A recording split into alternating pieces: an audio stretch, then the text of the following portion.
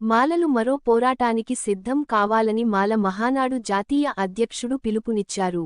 SC ద్వారా మాలలకు జరిగిన అన్యాయంపై చర్చించి భవిష్యత్ కార్యాచరణను రూపొందించడానికి ఈ నెల 11న హైదరాబాద్లోనే లకడీకపులో ముఖ్య నాయకులు సమావేశాన్ని జయప్రదం చేయాలని కోరారు.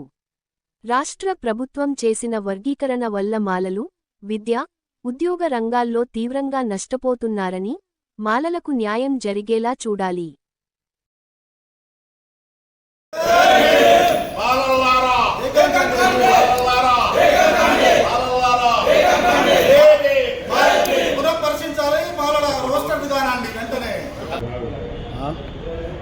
మాల మహానాడు రాష్ట్ర కమిటీ 11 తారీఖు నాడు వాసవి క్లబ్లో అత్యవసర సమావేశం జరుగుతుంది. మాల మహానాడు ఏంటంటే మాలలకు జరిగిన అన్యాయం చర్చించి ఆ రోజు నిర్ణయాలు తీసుకోవాల్సి వస్తుంది.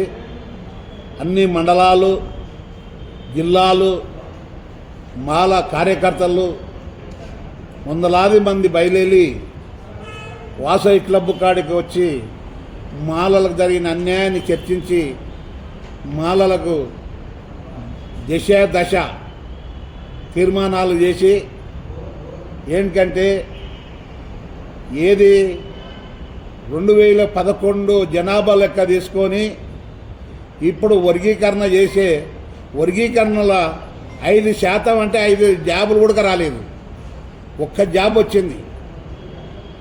అసొంటిది మాలలకు తీరని అన్యాయం జరుగుతుంది. అందు గురించని పెద్ద ఎత్తున కార్యకర్తలు తరలి వస్తున్నారు.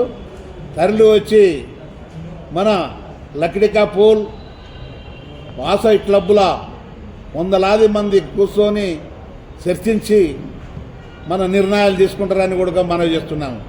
ఏంటంటే ఏ కులానికి జరగని ఈ వర్గీకరణ చేసిన లాభం ఏముంది? మాకు రిజర్వేషన్లు పెంచలేదు, 18% రిజర్వేషన్లు పెంచి బాగుండే. అది పెంచకుండా మాకు